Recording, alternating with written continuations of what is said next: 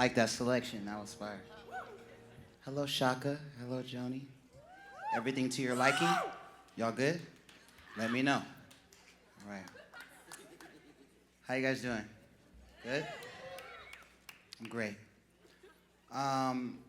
The year was 2017, and I had the privilege, the honor to work with an artist by the name of Q-Tip. Me and Q-Tip were locked in his New Jersey studio, and just like a lot of my musical heroes, his studio was filled with a lot of vintage analog gear, older than a lot of people in this room, which meant that hardly any of it worked. Nonetheless, I was ready to work, even if the gear was a little moody. I thought it was gonna be a short session, but I knew it was gonna be a very long session when Q-Tip picked up the bass guitar. We know Q-Tip is known for being a world-class MC, producer, but he's not really known for being a bass guitarist, and there's a reason for that.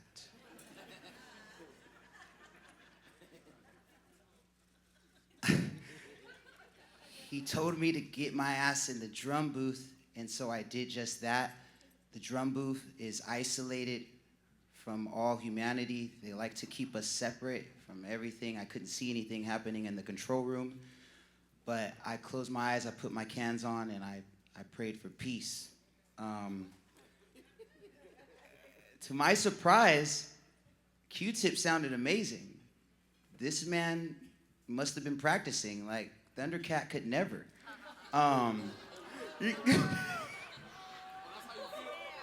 He must have gotten lessons from Bootsy Collins himself, because the man was funkier than frog's feet. I was in shock. I rushed into that control room eager to give him a high five, but to my surprise, it was not Q-Tip on that bass. It was a stunning young lady in a full-blown cheetah cat print cat suit with some Valentino boots on. I was playing with a complete stranger, someone that I couldn't see, but I could damn sure feel. And I said, "Excuse me, what's your name?" She said, "I'm Alissia, sweeter than a Reese's cup." I said, "My God, today, you can show play that bass." She said, "You're not too shabby yourself." I said, "Show you right." She said, "Watch out there now." I said, "Let's get it." She said, "Tell me when to go." I knew right then we was gonna be best friends. She showed me around New York, and more importantly, she showed me how much cooler she was than me. Alissia has a Soho loft where the elevator goes straight to the unit. I never seen that before I met her. Open the elevator doors, you make a left, and there's a full-blown studio in her living room in neon lights. You know what her studio is called? The Spaceship. You know what I'm saying? Full of analog gear that actually works. Alissia was someone that I wanted to take everywhere with me. And from day one, we did sessions, soundtracks, superstars, dive bars, everything. I mean, right now we have a #1 single at radio, and for the remarkable diva queen herself, Mariah Carey, and it's because of Alissia and her production. That's right.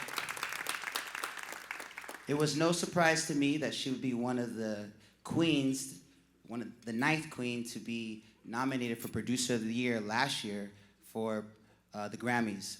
And I know she's making history, but honestly, I feel like this is just the tip of the iceberg. Alissia is my family. She's my therapist, my stylist, my bodyguard, my inspiration. So it is my absolute honor to present the All-Star Award. I'm gonna call it the Funk All-Star Award to my friend, Alissia. Benveniste!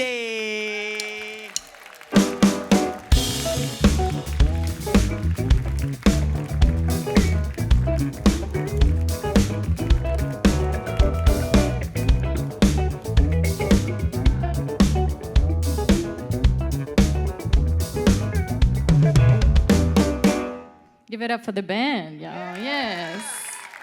Wow, thank you for your kind words. Anderson Paak, everyone, the one and only. Yes.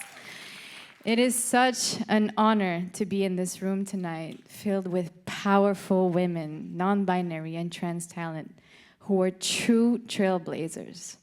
To be recognized like this means everything, because shining a light on women in the music industry is very important. To me, the term all-star, when I was thinking about it, it means being persistent and trusting your instincts, even when you're told no. I've felt so many times in my career that I had to master my craft twice as much just to earn respect. First as a bass player, and then as a producer. And the truth is, we're often still fighting to be seen and heard and respected as women producers. So to the artists, A&Rs, and labels, when you make that call, consider calling a woman.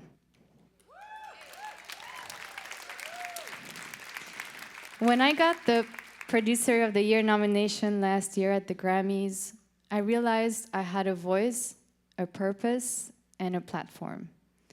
The overwhelming messages I received from young girls and women made me want to do more and help open doors for others and break barriers. I've been so proud to have partnered with We Are Moving the Needle and Mix with the Masters, who are here tonight, on a few projects, and I'm very excited to do more.